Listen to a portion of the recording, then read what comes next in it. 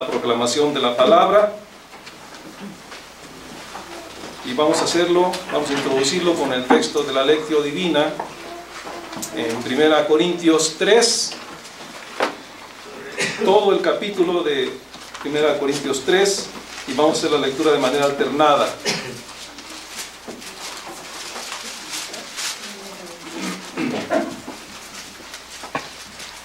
Inicio en el primero y nos unimos todos en el 23. Dice así la Escritura: de manera que yo, hermanos, no puedo hablaros como espirituales, sino como a carnales, como a niños en Cristo. Os di a beber leche y no vianda, porque aún no eres capaces, ni sois capaces todavía. Porque aún sois carnales, pues habiendo entre vosotros celos, contiendas y disensiones, ¿no sois carnales y andáis como hombres? Porque diciendo el uno, yo ciertamente soy de Pablo, y el otro, yo soy de Apolos, ¿no sois carnales? ¿Qué pues es Pablo y qué es Apolos? Servidores por medio de los cuales habéis creído, y eso según lo que a cada uno concedió al Señor. Yo planté, Apolos regó, pero el crecimiento lo ha dado Dios. Así que ni el que planta es algo, ni el que riega, sino Dios que da el crecimiento. Y el que planta y el que riega son una misma cosa, aunque cada uno recibirá su recompensa conforme a su labor. Porque nosotros somos colaboradores de Dios, y vosotros sois labranza de Dios, edificio de Dios. Conforme a la gracia de Dios que me ha sido dada, yo como perito arquitecto uso el fundamento y otro edifica encima, pero cada uno mire cómo sobreedifica. Porque nadie puede poner otro fundamento que el que está puesto, el cual es Jesucristo. Y si sobre este fundamento alguno edificare oro, plata, piedras preciosas, madera, heno, hojarasca, la obra de cada uno se hará manifiesta, porque el día la declarará, pues por el fuego será revelada, y la obra de cada uno, cual sea, el fuego la probará. Si permaneciere la obra de alguno que sobreedificó, recibirá recompensa. Si la obra de alguno se quemare, él sufrirá pérdida, si bien él mismo será salvo, aunque así como por fuego. ¿No sabéis que sois templo de Dios y que el Espíritu de Dios mora en vosotros? Si alguno destruyere el templo de Dios, Dios le destruirá a él, porque el templo de Dios, el cual sois vosotros, santo es. Nadie se engaña a sí mismo. Si alguno entre vosotros se cree sabio en este siglo, hágase ignorante para que llegue a ser sabio. Porque la sabiduría de este mundo es insensatez para con Dios, pues escrito está: Él prende a los sabios en la astucia de ellos. Y otra vez el Señor conoce los pensamientos de los sabios, que son vanos. Así que ninguno se gloríe en los hombres, porque todo es vuestro. Sea Pablo, sea Apolo, sea Cefas, sea el mundo, sea la vida, sea la muerte, sea lo presente, sea lo porvenir, todo es vuestro. Y vosotros de Cristo, y Cristo de Dios. Amén. En respuesta a esta lectura, cantemos el himno Es el tiempo de la siega, número 282.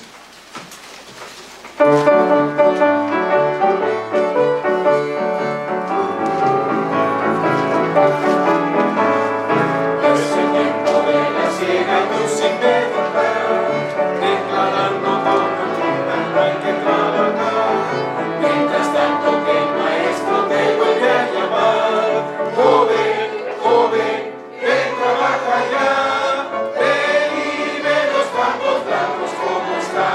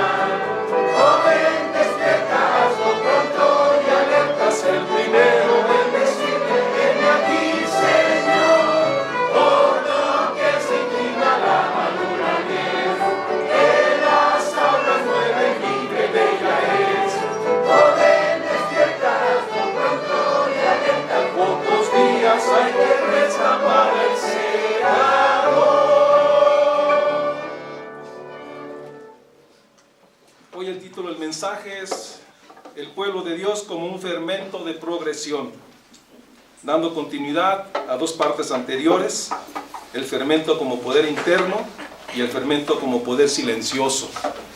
En esta alegoría del pueblo de Dios como fermento para la expansión del reino de Dios. Dejo lugar al pastor. La palabra predicada, escuchémosla, estemos prontos para oír y recibámosla con mansedumbre. Tomen su lugar, por favor, hermanos.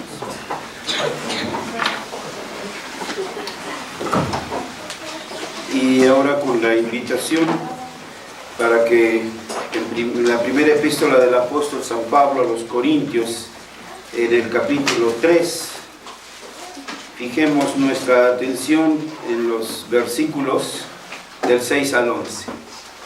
Esta porción, versículos 6 al 11, tendrá la base de la exposición de esta tarde. Si ya lo tenemos, quiero invitarlos para que lo leamos juntos. Es corto este pasaje, versículos del 6 al 11 del capítulo 3. Dice así: Yo planté, Apolos regó, pero el crecimiento lo ha dado Dios. Así que ni el que planta es salvo, ni el que riega, sino Dios que da el crecimiento. Y el que planta y el que riega son una misma cosa, aunque cada uno recibirá su recompensa conforme a su labor. Porque nosotros somos colaboradores de Dios, y vosotros sois labranza de Dios, y edificio de Dios. Conforme a la gracia de Dios que me ha sido dada, yo como perito arquitecto puse el fundamento, y otro edifica encima, pero cada uno mire cómo sobreedifica. Porque nadie puede poner otro fundamento que el que está puesto, el cual es Jesucristo. Amén. Vamos a orar. Nuestro Dios y nuestro Padre, nuestro Rey, una vez más estamos aquí congregados en este lugar que tú has consagrado, para que desde aquí, Señor, tu poderoso evangelio sea proclamado, para que desde aquí tu gloriosa majestad también sea proclamada, pero al mismo tiempo, Señor, para que a través de la proclamación de tu palabra seamos edificados, exhortados y consolados.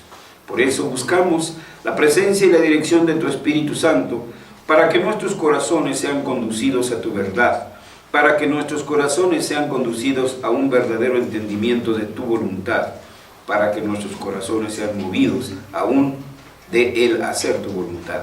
Te lo rogamos en el nombre de Jesucristo, tu Hijo. Amén. Amén. Pues ya escuchamos entonces los temas que nos han precedido al de hoy, el fermento como un poder de progresión. Hemos visto entonces que el pueblo de Dios está llamado, para ser un fermento en el reino de Dios, un fermento dentro del pueblo. Entonces surge la pregunta de cómo actúa la levadura sobre la masa. ¿Cómo fermenta el vino? ¿Cómo sucede este fenómeno? El pan, ustedes lo saben, bueno, algunos, ¿verdad? Porque ahora ya nada más sabemos de la panadería El Globo, de la panadería La Esperanza, y etcétera. Y antes sí, nuestras mamás, nuestras abuelas hacían el pan y etcétera, ¿verdad? Ahora nomás nos mandan por los bolillos. El pan se fermenta mezclando la masa fermentada con la masa sin levadura, hasta que el todo esté fermentado y la masa fermentada desaparece como una entidad para convertirse en uno con el resto de la mezcla. Sabemos que lo mismo ocurre con la fermentación del vino, ya que la fermentación se realiza solo cuando la levadura actúa dentro del jugo de uva. Solo mediante el contacto íntimo y la mezcla puede llegar a tener lugar la fermentación, es decir, el proceso de fermentación. Lamentablemente tenemos que mencionarlo, los ciudadanos del reino, ustedes y yo, no siempre nos hemos dado cuenta de este hecho. ¿No fue Pedro quien deseaba hacer 3 tabernáculos en el monte de la transfiguración, donde Cristo pudiera quedarse con Moisés, Elías y sus 3 discípulos, lejos de los problemas de la sociedad? ¿A qué bajaban a Jerusalén? Si había contaminación, quédense aquí guardaditos en su retiro espiritual. Y cuando uno ve el reproche que Jesús no lo acepta, uno se queda así, ay, pues era de buena intención, ¿no? Pues no alcanza uno a comprender el significado, la trascendencia de esto. Al comienzo de la historia, bueno, también podemos mencionar que al comienzo de la historia de la iglesia, los ermitaños, los anacoretas, comenzaron a retirarse al desierto, a escalar pilares para estar lejos de la multitud enloquecida. O sea, no querían compartir con los pecados, se alejaban. De ahí surgieron los monasterios, de ahí surgieron los llamados retiros espirituales, que hoy también nosotros los presbiterianos, ay, ¿cuándo va a haber un retiro espiritual? Necesitamos esto. Pues sí, son todavía las secuelas, hermanos, de ese escolasticismo con el cual hemos mezclado. No estoy diciendo que no sean buenas las convivencias y todo esto, pero mirarlo como la forma para ser más espirituales es donde entonces ya nos perdemos. En la Edad Media, el monasticismo, con su concepto de retiro espiritual, era considerado como el modo de vida más sagrado. Pero esto no era propio de las escrituras, esto era propio de la filosofía de los griegos. Los estoicos, recuerden, ¿no? Entre más sufras, entre más padezcas, más virtudes tienes. Eres un mejor hombre, más realizado, etc. Pero eso era de los filósofos griegos, no de las escrituras.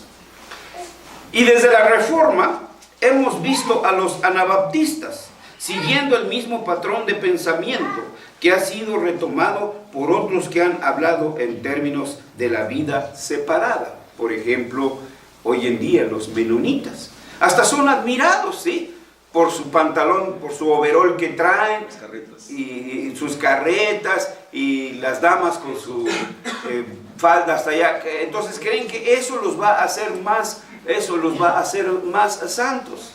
Y son hasta admirados, ¿sí?, porque supuestamente viven vidas más puras, etcétera. Entonces miren ustedes, hermanos, sí que hay que repensar todo esto, hermanos. Bueno, esto nos los han venido enseñando y ahorita pues suena como que fuerte, ¿no? Como que suena muy fuerte esto para nosotros, ¿sí? Entonces, esto significó una separación de las formas malvadas del mundo, sino también separarse de la vida ordinaria. La vida ordinaria significa dormir, comer, trabajar, amar, como dice el predicador. Hay tiempo para trabajar, hay tiempo para esto, hay tiempo para lo otro. Esa es la vida ordinaria. Y usted y yo somos hombres ordinarios, hombres comunes, mujeres comunes, que respiramos, que cantamos, que nos alegramos, que nos entristecemos, que nos cansamos. Esa es la vida cristiana. Recién, ¿cómo me evangelizaron? ¿Sí? Después de que acepté a Jesucristo a venir a mi corazón, y después de que ya fui salvo, me preguntaron, ¿sentiste algo? ¿Viste algo? ¿Te emocionaste por algo? No, nada. Yo no sentí nada, yo no vi nada. Bueno, me lo aclararon, qué bueno. ¿Sí? Porque no es que veas, no es que sientas. Es la obra del Espíritu Santo en tu corazón. Tú solo tienes que creer, y etcétera, etcétera. Siguió la evangelización ahí. La vida en la medida de lo posible. Ignorando a veces incluso los buenos dones de Dios que ha dado a todos los hombres. Fue una actitud que Calvino condenó rotundamente. Esta forma de pensar y actuar no ha ayudado a los cristianos en el extendimiento del reino dentro del mundo, sino que ha sido una actitud de indiferencia e incluso de oposición al mundo y de sus necesidades. Cristo nos mandó al mundo. Cristo nos envió al mundo, pero aclarándonos, estamos en el mundo, pero no somos del mundo. Y eso debemos de entenderlo y tenerlo entonces muy claro. ¿Cuál fue la actitud y el enfoque del Nuevo Testamento? Cuando leemos los evangelios, encontramos que Cristo no huyó del mundo. No huyó de la sociedad humana, ni siquiera de los fariseos y de los escribas, sus acérrimos antagonistas, sino que bajó a ellos para hablarles. Nuestro Señor lo mismo enseñó en el templo que en las sinagogas. Trató con la mujer adúltera, cenó con un fariseo, también con un recaudador de impuestos, Leví, recordarán, pero también era amigo de los niños pequeños. No les dijo aparten estos chamacos latosos. Al contrario, reprendió a sus discípulos, ¿sí? Dejad a los niños acercarse a mí. Miren lo que han hecho unas otras iglesias. Han corrido a patadas a los niños del culto. En los cultos, puro viejejitos se ven. Bueno, menos ustedes están jóvenes, por supuesto, ¿sí? ¿Y los niños dónde están? Hay iglesias donde vemos los jóvenes en la banqueta ahí platicando. Y el culto acá solito. Los papás. Hermanos, a esto es a lo que hemos llegado, ¿sí? A no entender esa unidad a la cual Dios nos llama. Pero no solo quedó ahí, porque después sus discípulos lo imitaron. Pablo habló con los filósofos griegos. Pablo fue y habló, dijo, ay no, pues es de la Ibero, ¿cómo voy a un debate con él? No, pues es del TEC de Monterrey y toda la cosa, ¿no? O de la UNAM, bueno, también los de la UAM los incluimos, etcétera, ¿no? Hasta los de la universidad. La Náhuac. De la Náhuac, etcétera. Harvard, no, pues ¿cómo? Pablo fue y habló con los filósofos griegos en el campo Marte. Enseñó en la escuela de Tirano en Éfeso. Y ciertamente debemos de ver que los apóstoles permanecieron dentro de la sociedad, incluso dentro de la sociedad religiosa judía. Lo mismo los reformados, ellos permanecieron ahí hasta que fueron expulsados. Sí, no me voy, me corren. Pues ya qué hace uno, ¿no? Ya cuando le cierran la puerta, ya cuando, pues ¿qué hace uno? Pero ellos de primera instancia no huyeron. Finalmente, es cierto, se vieron obligados a irse debido a la persecución, pero no se retiraron por voluntad propia. Quizá deberían ser un ejemplo vivo para nosotros en nuestros días de escisión eclesiástica. Hoy no crecemos por evangelización, crecemos por división. Esta iglesia viene de esta iglesia que se dividió, esa iglesia que se dividió viene de la otra que se dividió, y esa que se dividió de la otra que se dividió. Nos parecemos a Puebla u otras comunidades que en cada esquina hay una iglesia. En esta esquina estaba una iglesia, pero pues me dieron feo, me separo y pongo una iglesia en medio de la cuadra. Bueno, como está muy lejos ahora para ir allá, ¿no? Pues mejor pongo otra iglesia aquí, ¿no? Y ya en una misma cuadra tenemos 3 iglesias. Y entonces vean ustedes cómo nosotros estamos actuando ahora, lejos de lo que la Escritura nos ha ordenado hacer. Ahora la división se ha convertido casi en un requisito de credo. Más crecemos por división que por sumas y multiplicaciones. Insisto, Tantito nos enojamos, nos salimos de la iglesia y fundamos otra misión. Tantito nos enojamos, nos salimos e iniciamos otro seminario. Eso fue lo que nos enseñaron. Y ese es el anhelo de muchos retirados, ¿sí? Se retiran, ¿y qué quieren ser? Pastores. Digo, habrá excepciones en que el Señor los llame, por supuesto, ¿sí? Habrá excepciones, pero tengo gente así que les podía decir sus nombres. No les he pedido permiso para decirlos, ¿sí? Pero aquí en Morelos, un médico en su retiro se fue a estudiar al seminario, pues qué bueno. Allá en Campeche, otro médico en su retiro se fue a estudiar a un seminario. ¿Por qué? Porque quiere fundar iglesias. Aquí recordarán el locutor que vino aquí, que ya está ahorita en la presencia del Señor. Él lo dijo claramente una y otra vez: quiero fundar una iglesia. No estamos diciendo que eso sea malo, hermano, pero no es el único trabajo que tenemos en el reino. Debemos entonces estar claros dónde nos puso el Señor, cuál es entonces nuestro trabajo. Los reformadores del siglo XVI siguieron casi con la misma política que Cristo y la de los apóstoles.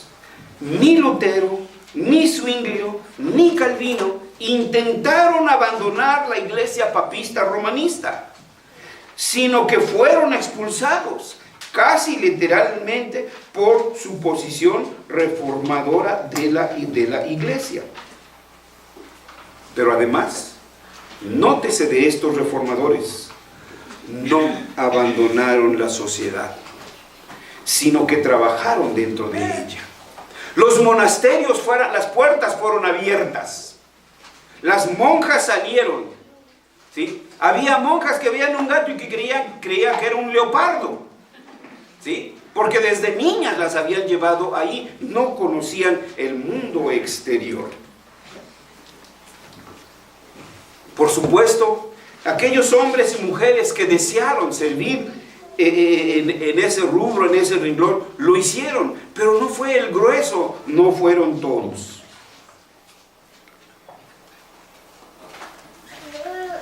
Los hermanos de la Reforma trabajaron dentro de la sociedad, procurando evitar que el Evangelio, o mejor dicho, que la sociedad los apartara de los principios del Evangelio, sino que por el contrario, que el Evangelio pudiera influir en que el reino se expandiera.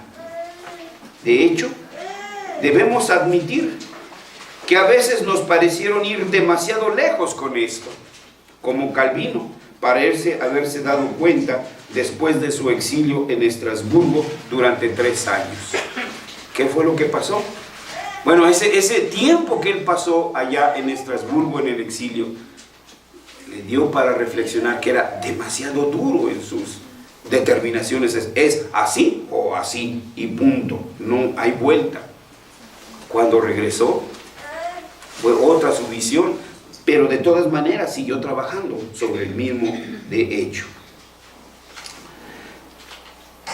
Debemos entonces admitir esto y decir, ¿y qué decir, hermanos, de los líderes reformados posteriores? Thomas Boston, Samuel Rutherford, Groen van Prinsterer, Abraham Kuyper, César Malan y muchos otros, quienes también insistieron en la necesidad de que los miembros del reino vayan al mercado, donde puedan participar con otros en la vida del hombre, pero siempre en el servicio por y para la gloria del Dios soberano. En el mundo, pero no del mundo. Conviértanse ellos a ti y no tú a ellos, ¿sí? Guardando siempre esa distancia. Pero hoy en día, ¿cómo deben los cristianos hacer esto? ¿Qué método deberían emplear para penetrar en la sociedad, para llevar a los elegidos de Dios al reino e influir incluso en aquellos que rechazan el Evangelio? Algunos enfatizan la responsabilidad del individuo y la necesidad de la acción individual. Es correcto, pero lo hacen fuera de la comunidad del pacto. Esto es un mero individualismo. Otros se polarizan y entonces se van al unionismo, borrando la personalidad y responsabilidad individual. Hace algunos años, hace ya bastantes, me acuerdo, hicieron una campaña de evangelización unida en la ciudad de Campeche. Y dentro de ellos pues estuvieron hermanos bautistas, hermanos nazarenos, hermanos de todas las denominaciones. Y por supuesto pues, nuestros hermanos presbiterianos. Pero al final, ¿a dónde fueron llevados estos? Pues a las iglesias pentecostales.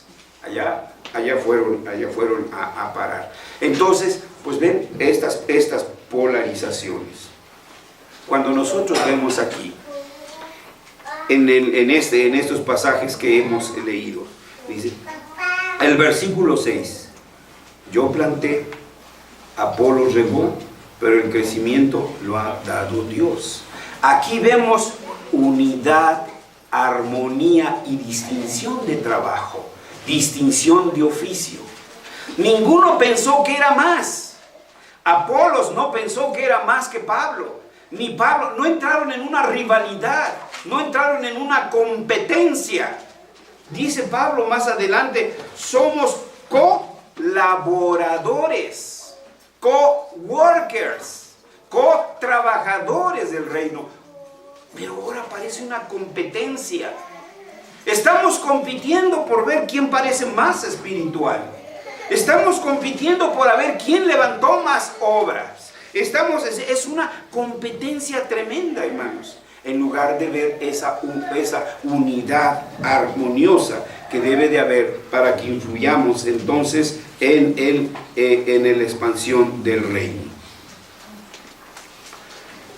El primer impacto, si queremos que haya progresión en el reino, es nuestra personalidad. ¿A quién te pareces? ¿Tu imagen refleja la imagen de Cristo? ¿O la imagen de, pues no sé, hermanos, quiénes sean los artistas de ahora? ¿Sí? ¿De quién quieren? Pues eso es lo que traen aquí. Quieren parecerse a Pancho Nopales. Quieren parecerse a San Juan de las Esquinas. Viven por imitación, no por convicción, hermanos. ¿Sí? Entonces,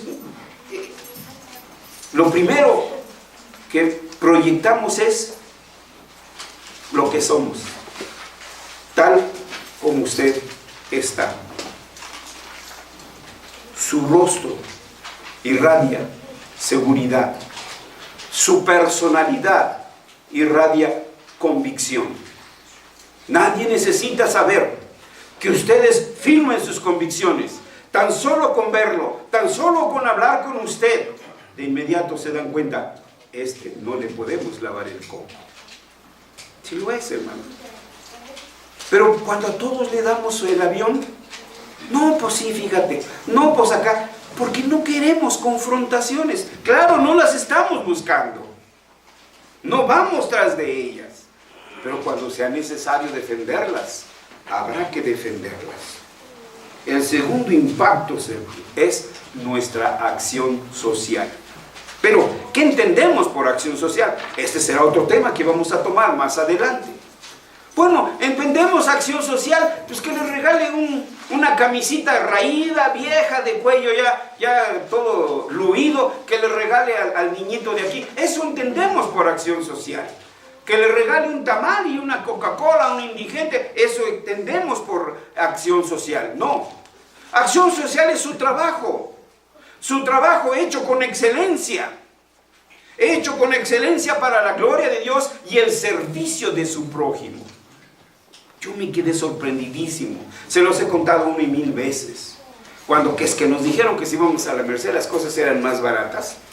Y yo fui a comprar ahí, no me acuerdo, medio kilo, 1 kilo de queso, la cantidad que haya sido, ya no la recuerdo. Y me preguntaron, ¿para comer o para vender? Ah, chivo, ¿y eso qué cosa es? Yo no sabía esa distinción, ¿sí? Ayer fui por 1 kilo de tortillas y ¡pum!, que me van 900 gramos. Y digo, oye, yo pedí 1 kilo, bueno, ¿va a pagar aparte el papel?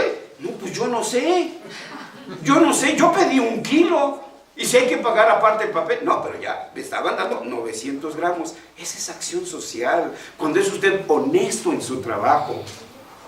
Tiene 10 minutos de tolerancia, por si acaso se le hace tarde.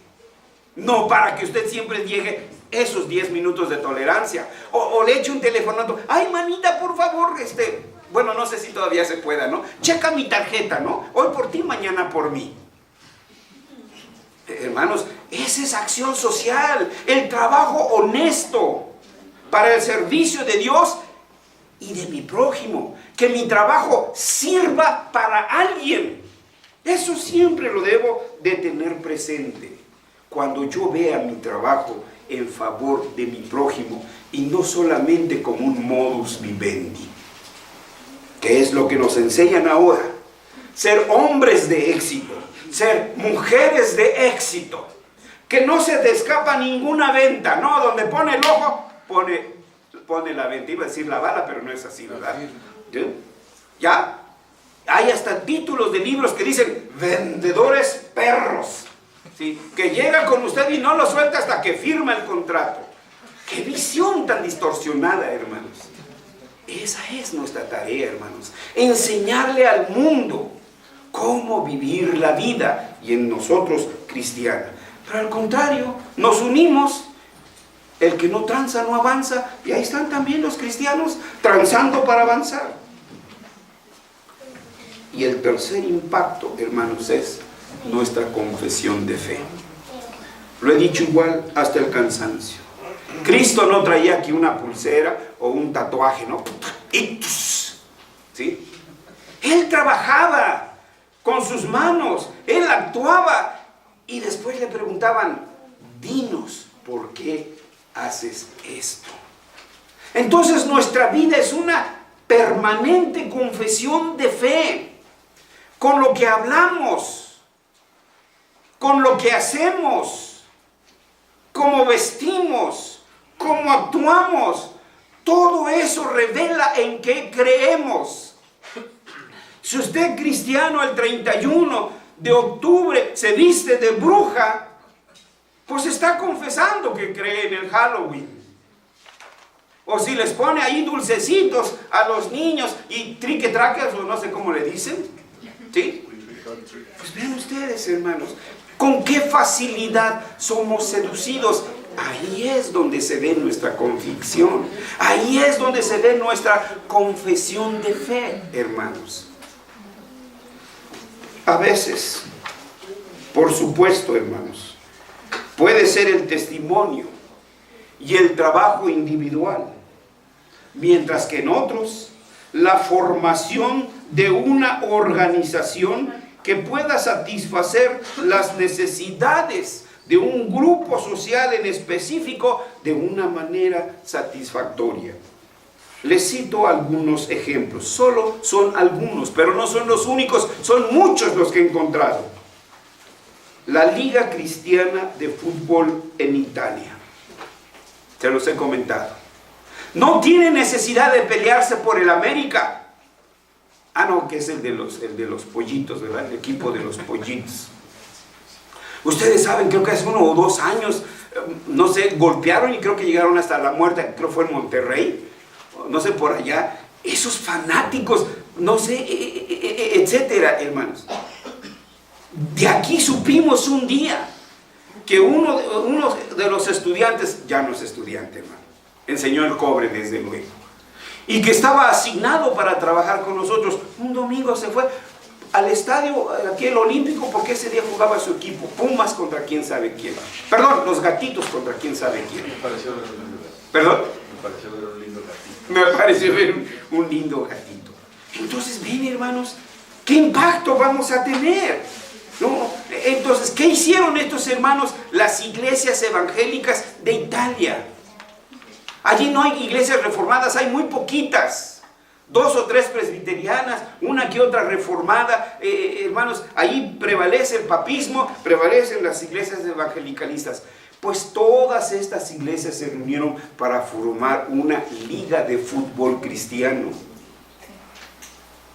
Hay la competencia entre ellos, hay el torneo, pero ¿qué creen? La final la juegan el domingo. ¿Sí? ¿Cómo no? No es cierto, hermanos. No, estoy mintiendo. No, hermanos. Todo está dentro del orden. ¿Y saben cuál es su lema? Insieme per vincere. Juntos para vencer. Este es el punto, hermanos. Cada uno parece un cerillito ahí en el rincón. Se enciende, pero rápido se apaga. En lugar de juntar todas esas cabezas de cerillitos y juntos hacer una sola flama. Podría darles otro ejemplo. Tenemos la Christian Labour Association of Canada, que inició en 1951, cuando pequeños grupos de trabajadores se reunieron con el propósito de estudiar y encontrar principios cristianos para aplicarlos en la vida laboral. En 1951, estos grupos de trabajadores decidieron constituirse en una asociación de trabajadores cristianos para hacer testimonio frente a las asociaciones sindicales inspiradas en principios marxistas. Y permanece el CLAC. Pueden ir ustedes al sur de Canadá y encuentran allí esta institución todavía. Un ejemplo más, porque insisto, tenemos la Associazione Socioculturale Evangelica de Italia, cuyo lema es Strada facendo, haciendo el camino. Trabajando. Vean la visión, hermanos. Pero a nosotros solo nos han enseñado, y no estoy diciendo que esté mal, a fundar iglesias y seminarios y ¡boom! Dios debe de llevarnos al cielo. Ya nos ganamos el cielo. Y todo este trabajo, esta es mi amargura con los misioneros. No nos enseñaron esto. Otra cosa hubiera sido que nos lo hubieran enseñado y nosotros abúlicamente no lo hubiéramos hecho. Entonces la responsabilidad sería nuestra, el pecado sería nuestro. Pero yo me pregunto, ¿por qué no nos lo enseñaron? Ellos enviaron a sus hijos a escuelas cristianas, pero nunca nos dijeron por qué. Nunca nos dijeron, funden escuelas cristianas, inicien escuelas cristianas. Me falta por mencionar los reformados en Suiza. Fíjense bien, si le pegan al melate se pueden echar ahorita una carrerita para allá. Los reformadores en Suiza tienen en la cartelera europea, en la general, ¿sí?, tienen un estreno de película que tan solo en una semana registró más de 100,000 entradas. La película en cuestión trata sobre la vida de Ulrico Zwingli. ¿Y qué decir de Alemania? ¿Qué decir de Francia, de Inglaterra y otros países? Hay ejemplos, hermanos. Están trabajando desde la mitad del siglo y siguen trabajando. ¿Y aquí qué hay, hermanos? Si viniera el Señor, ¿qué le presentaríamos? Michel Pretorius, con 5 gatitos. No, estos no son gatitos, son niñitos y niñitas, ¿sí? Eso es lo que vamos a presentar. No estoy diciendo que esté mal, hermanos, sino que tenemos que ir 2 millas allá. El Señor dijo 1 milla, pues tenemos que ir 2 millas más para allá, hermanos. Y es lo que no estamos haciendo. A medida que el reino se expande, a medida que el fermento crece, a través del trabajo y el testimonio del pueblo de Dios, el fermento continúa teniendo su efecto de levadura sobre el mundo. Luego encontramos que si se intenta limitarlo restringirlo, se produce una explosión. ¿No hicieron eso los fariseos? Quisieron reprimir el movimiento cristiano y huyeron de desbandada. Y ahí tenemos a Esteban evangelizando en Samaria, ahí tenemos Etiopía, tenemos etcétera, etcétera. Por todas partes, hermanos, hubo una explosión. El nuevo vino revienta las botellas viejas y se vierte para tomar nuevas formas y crear nuevos patrones. Por supuesto, hay que mencionarlo. Hay quienes prefieren, dicen, el vino viejo. Sigamos los viejos caminos y no hagamos cambios. Estas personas prefieren llamarse a sí mismos conservadores, porque no les gusta ningún cambio respecto al antiguo orden. No les gusta correr riesgos, no les gusta exponerse. Sin embargo, el reino no se limita a los viejos caminos.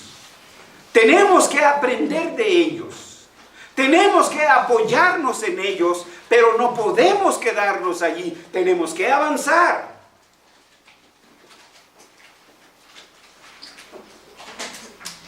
Sin embargo, decía, el reino no se limita a los viejos caminos. Y a medida que el Espíritu se mueve dentro de los súbditos de Cristo, surgirá un estallido para traer más de los redimidos al reino y para leudar la sociedad mundana en la que existe. Que debe haber nuevo nacimiento, claro. Mateo 28 nos deja muy claro el triple oficio de la iglesia: la adoración, el culto que por ningún motivo debemos de dejar, la evangelización, por supuesto que debemos de predicar el evangelio. Pero queda el último versículo, el versículo 20, enseñándoles cómo vivir en el mundo. Esa es la parte que hemos fallado. Esa es la parte que hemos ignorado, hermanos. Este fue el propósito original de la fundación de la Asociación Internacional para la Fe y la Acción Reformada en Montpellier, Francia, 1953, y que permanece hasta hoy. Fíjense bien cómo termina: para la fe y acción reformada. No puras predicaciones, bueno, sí, también puras conferencias, ¿sí? Puros retiros. ¿Dónde está tu obra? Enséñamela. Llevamos décadas y décadas y décadas de conferencias. Soy reformacional, pero ¿qué tenemos que mostrar como reformacionales? ¿Qué hay? Solo seminarios.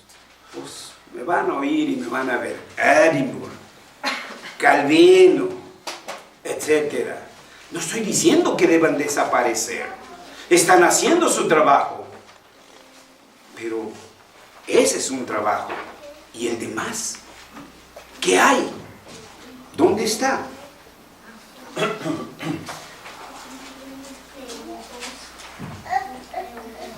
Esta es la fe, hermanos.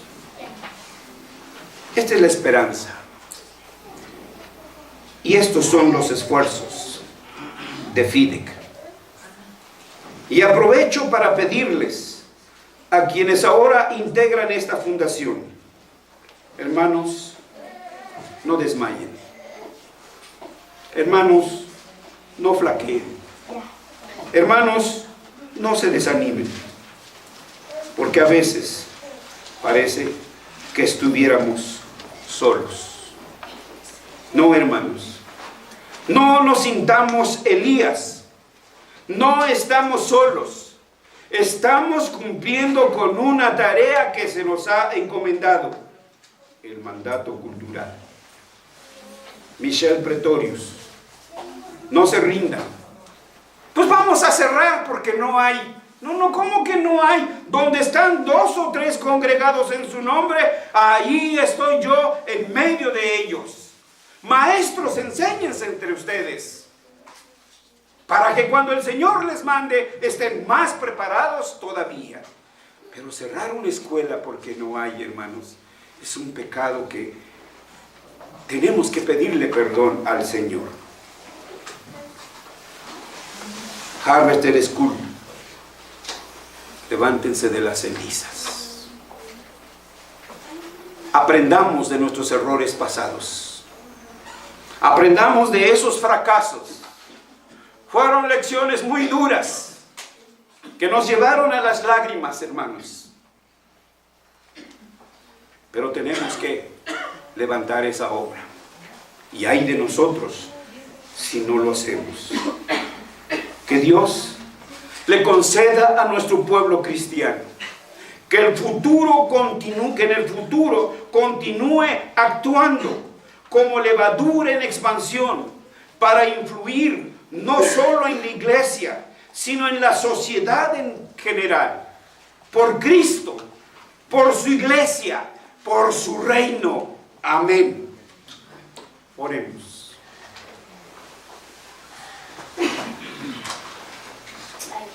¿Dónde nos escondemos, Señor? Por la vergüenza que tenemos. Como dice el salmista, si me voy acá, allá estás. Si me voy allá, allá estás. Señor, solo tenemos que pedirte perdón porque te hemos fallado. Y en los distintos intentos que hemos hecho por levantar tu reino, Señor, hemos fracasado ante los desalientos y nos hemos quedado derrotados. Perdónanos, Señor. Perdónanos. Pero gracias porque a pesar de que te hemos fallado, todavía nos estás llamando para trabajar. Todavía nos estás llamando, Señor, para expandir tu reino. Señor, te rogamos que nos ayudes a apoyar a aquellos que hagan estos trabajos. A nuestros jóvenes, Señor. Que no sean seducidos, que no sean jalados, Señor, como lo fuimos nosotros en el pasado. Sino que ellos sean, Señor, quienes continúen con la estafeta. Y que hagan y perfeccionen aquello que nosotros no pudimos hacer. Te lo pedimos en el nombre de Cristo Jesús. Amén. Amén.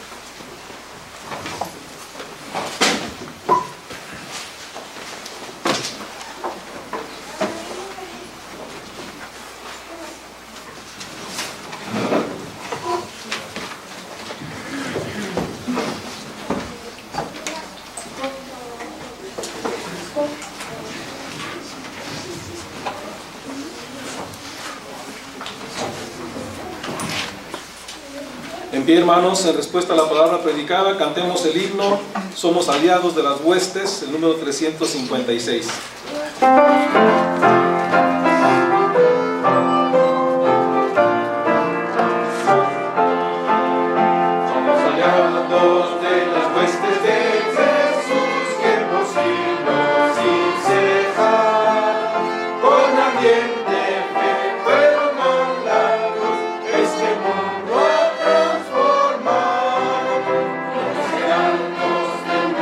Superior, se enfrentaron con el mal.